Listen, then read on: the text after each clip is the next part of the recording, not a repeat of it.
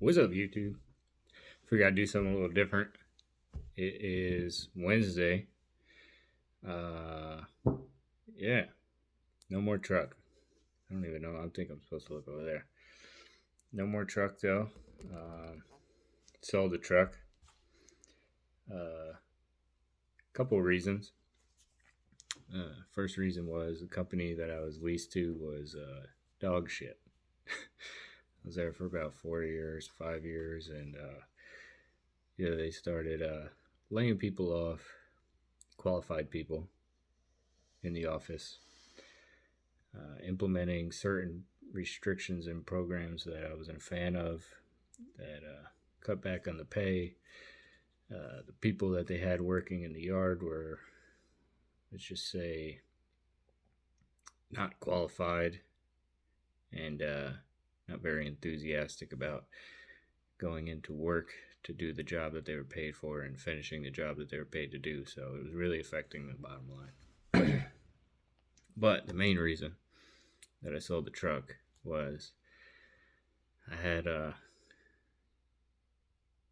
put the truck up for sale because I was thinking about it for a while, and then I had an injector problem, and one of my injectors were bad, so I took it into the shop and just said, "Fuck it, put all 6 new injectors in there. I don't give a shit."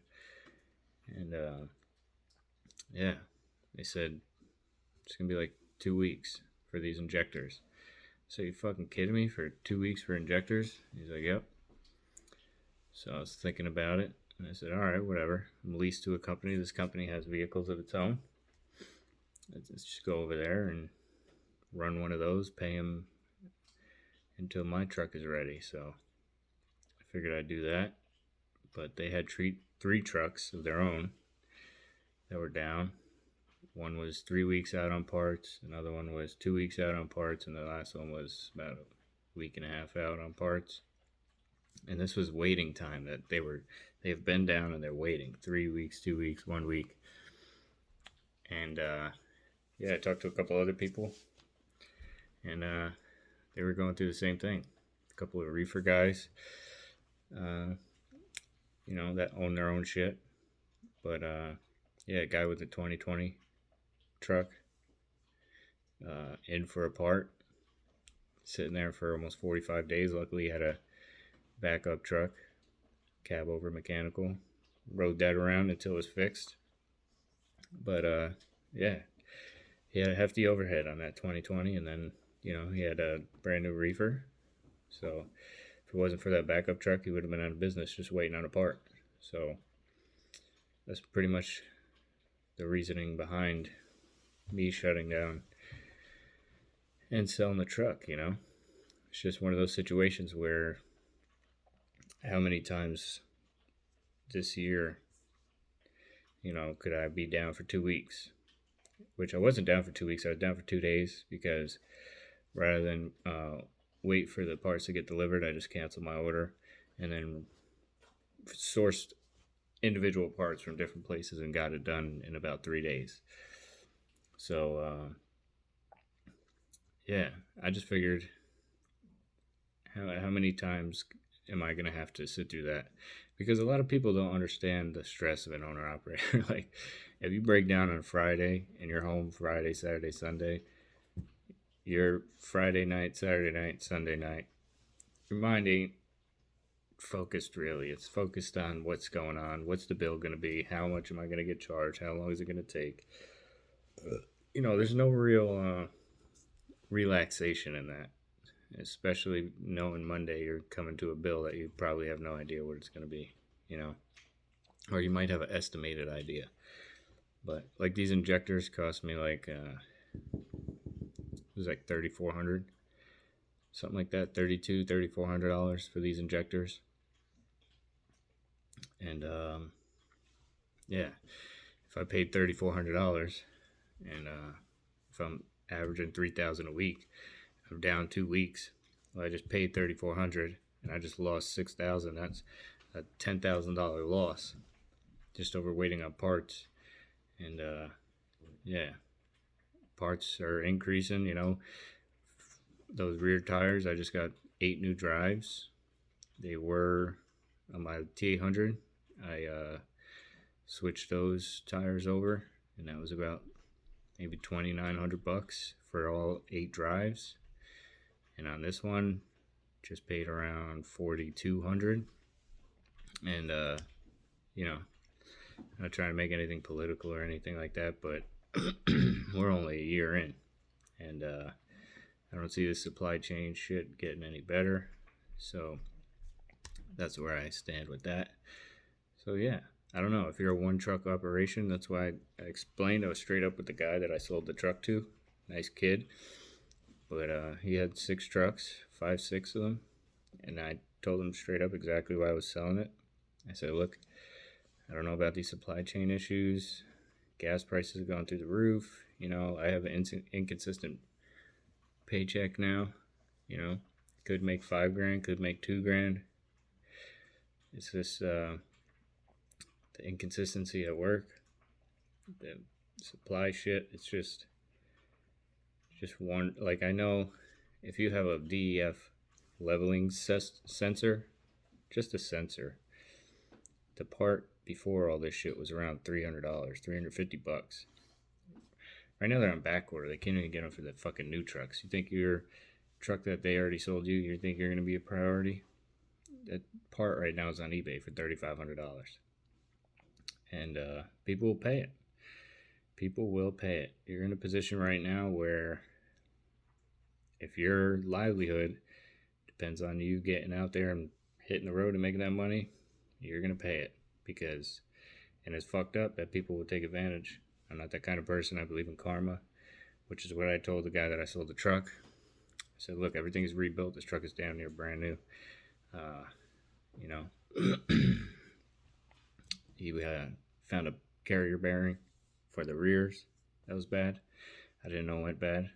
Cut him a check because I want him to, you know, cut off and have the best truck he could. I'm just a regular guy selling a truck, but I'll do my best to help in a situation that I could help if I'm in that kind of position, you know. So, and also truck prices are going fucking crazy through the roof, you know. I bought my truck about 7 months ago for $35,000. Granted, it was worth every bit of $35,000 because it needed a lot of fucking work, but you know, you bang it out and stretch it out over that 8 months, 9 months, and turn around and sell it for, you know, a little bit less than double, around 50. It's not bad. Made me money. Still made money on it. I love that truck though. If I do get back into trucking, that's Western Star guy for life. I will not get a Kenworth or a Pete or none of that stuff. Western Star is where it's at. I love the Detroit Motors Series 60s. Those things with the 13 speed. I might go to 18. Just get a 515 14 liter with a 18 speed. That's one hell of a truck. So, but yeah, that's where I'm at now. No truck. You know, enjoying the time off, enjoying not having the fucking stress of all this shit. You know, applying to few places, you know, just in case. I can see the trend happening now. Like a lot of people thought like I thought, but they priced themselves out of selling their trucks. Like I see 2015 Cascadias for $70,000 with 500,000 miles. That's not a $70,000 truck. That's a $42,000 truck, maybe 41, and they're still sitting there. But I see a lot of people that are in getting to that point of desperation, and they're just cutting themselves in half, basically, from what they had it at. So I think in a year or so, like the people who did not get out and the people who stick it out, good luck with you. I would advise you, maybe not right now, but in the next coming months, if these prices start drastically kicking down because people are running out of money because of repairs, repair costs, waiting on parts. You know, trucks might be starting to become a lot cheaper because, you know, desperation mode kicks in, and, you know, you got to look out for yourself, your own survival of your business, and being able to feed yourself and your family. So this isn't like I'm not fucking Asian Maya. I'm not trying to scare the shit out of you or anything. And be like, oh, the trucking industry is. Shut the fuck up. Like, fucking guy, man. It is fear mongering. It's always like, pick a side. Fear. This is not. This is just done out of individual necessity. If I had multiple trucks, I'd still be driving. But I never wanted multiple trucks. I never wanted to be that company guy who owned fucking 7 trucks in a fleet. I don't need to deal with that kind of headache, that kind of stress. You know, those guys out there who can do it, good for you. You deserve every minute of those fucking 24 hours a day phone calls and emails that you have to deal with. But that's not really me. But one thing I do want to talk about is this fucking kid who got in this accident and lost his brakes. I don't know, man. I feel for the families, and I understand that the families feel some type of way. Of course, I would feel the same exact way. But at one point, you have to look at the situation as it is. I don't know this dude's background. I don't know what route he took to get his CDL. But you have to look at it from that standpoint. Like, he's doing a job that somebody hired him to do. When I got my CDL, I already knew how to fucking drive. I didn't go to CDL school to learn how to drive a truck. I already knew how to drive a fucking truck from when I went to school. And the person that I learned how to drive a truck from drove a truck for 25 fucking years. So everything that he knew, I knew. Once I got my CDL, I already knew it. Then the crazy part about it is when I went to school, I got through school and went to a over-the-road company. These over-the-road companies, you know. I'm not going to say any names because I don't want to get fucking sued over some bullshit. But it's your fucking fault. So when I get into the truck, I know more than the fucking guy training me, you know. Because this guy probably has 7 months experience and is a driver trainer. You haven't even been through one fucking season yet. Like spring, fall, winter, summer. You haven't even done all of those one time yet. If you got a job in the summertime, right past winter, and now I'm driving the truck with you, and you're the trainer, now it's wintertime, how the fuck are you going to tell me how to drive when you ain't even been in the winter in a truck, you know? You haven't experienced it. So that's my problem with this whole situation with this guy is these mega carriers, these big companies cut their bottom line so goddamn thin that this is what they need to do because they keep fucking everybody over. All you drivers out there who work for these over-the-road companies, you're getting screwed over. Like, I get the need for them to make money, and they're traded on the stock market, so they care more about their fucking stock price than they do their fucking drivers. But when a driver shows up to your door and he don't know shit, and then you put him for a month team driving with another guy, and then after that you kick him to the road and go, you got it. Meanwhile, the motherfucker doesn't know half a shit. Then you got to deal with this kid on the road. That's the company's fault. That's not the driver's fault, you know? If you see a fucking dog walking down the street and it's just a normal dog, alright, cool. You know what happens? That motherfucker had a good trainer training him. But if the dog walks down the street biting people, the guy taking care of him and training him, it's not the dog's fault. It's all the dog knows. It's fucking people training him. I don't know if he got proper training. Maybe he was just green. Or maybe he was just like, you know what? There's not going to be all this fucking traffic up ahead. Because I know from my own experience, that's last chance rodeo right there for you. If you're running a company truck, here's the thing. Truck driver gets fucking blamed for every goddamn thing. You're driving a company truck. Ain't your truck. Company trailer. Ain't your trailer. So you figure that guy has $100,000 in that truck and that trailer minimum. He hired you off of probably the minimal experience that you have. And this is the only other option other than a mega carrier. And you running for this guy, and he's paying you more than them. The last fucking thing you want to do is run this shit up a dirt ramp in a runaway ramp that's going to cost him 30 grand to get that fucking thing out of there. And then they have to repair the truck. And you're in the middle of fucking nowhere. Like, where did this kid live in comparison to where he was? If he fucking destroys that truck, now his truck is in there. He lost his job. His boss is bitching and complaining about him. DOT is going to come. They're going to blame the kid, blame the carrier. They're going to have to pull that truck out of there. Now how's the kid get home? All of these things factor into what the fuck the decision made by that kid that all these stupid motherfuckers in a car can't understand. I understand your family fucking died or some shit and they got rear-ended, but at the end of the day, you have zero fucking experience talking shit about this kid's decisions because you've never been in that situation. And every motherfucker over there driving in that car on that highway is guilty at least 1 or 2 times, maybe every fucking day, of cutting from the third lane to the fucking exit, cutting right in front of a goddamn truck. That's a fucking train on the road. You don't understand. We have to deal with you. This every fucking day. We as truck drivers have to deal with you people on the road. It's just the reality of the situation. And you look at this truck going down the road and you just, this is a truck and you sit right the fuck here. You're sitting right the fuck here. This guy in this truck could have 3 fucking days experience, 3 months experience, 6 months experience. He can't even fucking see you. Do you trust this guy that you don't even fucking know to sit there for 10, 15 minutes in his fucking blind spot? Get the fuck away from him. You don't know who the fuck that is. He doesn't even know where the fuck he is. He ain't even from your fucking state.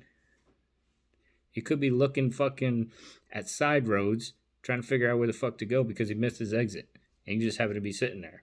And then he sees on his map, oh shit, look at this. Numbered road.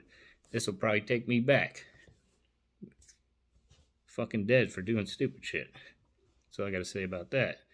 That guy had a lot more to think about than taking that fucking off ramp. It wasn't as easy as, let me take this off ramp and go down this hill and fucking kill all these people. No. He's thinking that's his job, that's his career, that's how the fuck is he gonna get home. That's a huge ass bill. That's DOT finding him. That's a fucking an accident on his record. And what people don't realize, when you drive for a fucking living, everything that you do with your license is a tick. You could be making this. Oh, but you got a fucking seatbelt in 2007. It's fucking 2021, motherfucker. Yeah, I got a seatbelt in 2007. It's fucking 10 years ago. Oh, but we were going to pay you this, but because of that, we're going to pay you this. Because of this, we're going to... It just keeps fucking going down. You go ahead and hit that fucking shit. Guess what? That company that owns that truck, he's going to say, it ain't my fault. Why the fuck should I pay for this shit? That fucking driver should have done a pre-trip. He didn't do a pre-trip to see if his fucking brakes were bad. Meanwhile, the driver could have done pre-trip. And then, obviously, they're in a fucking mountain. Guess what? Maybe this guy doesn't know how to fucking stab his brakes. Because he wasn't trained. Maybe he's just holding the fucking brake pedal the whole time and his brakes caught fire. But, that's all I gotta say about that. Stay tuned. I got some good shit coming for this fucking channel. We're gonna build this motherfucker up a little bit. Do some shit. I mean, shit, we got all the time in the world. Maybe I'll tell some trucking stories. So fucking start off with some good stories. Maybe like some shit from my past, so you can get to know me. Maybe I'll tell some. You know what? I got a couple good shit stories. so fucking dumb, but everybody got a shit in their pants story. I don't give a fuck who's out there. You shit your pants at one point, but keep you updated. Stay on the channel. If you like the motorcycle stuff, truck stuff, probably don't have that much. Maybe for a while. We'll see. We'll figure it out. Maybe we'll build the truck and give it away or something. I don't know. Peace.